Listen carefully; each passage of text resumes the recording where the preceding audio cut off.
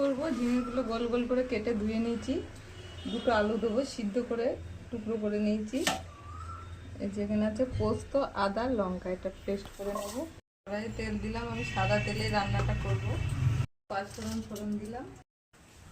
এবারে পোস্ত, লঙ্কা, আদা বাটাটা দিয়ে জল দিয়ে এবার লবণ হলুদ দিয়ে কষিয়ে নেব মশলাটা।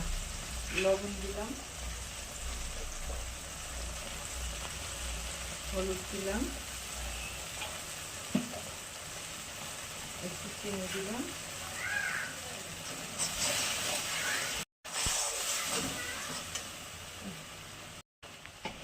হয়ে গেছে, তেল ছেড়ে দিয়েছে পোস্ত থেকে। এবারে ঝিঙেগুলো দিলাম, কোনো জল দেবো না, ঝিঙে দিয়ে যে জল বেরোবে এটাই হয়ে যাবে। এবার কষাতেই হয়ে যাবে।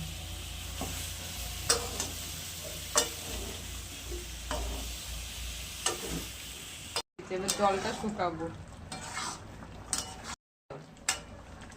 শুকনো শুকনো করবো। ঝিঙে পোস্ত একটু মাখা মাখায় থাক, আর শুকানো যাবে না, ঘেটে গেছে। এত জল বেরিয়েছে ঝিঙে দিয়ে।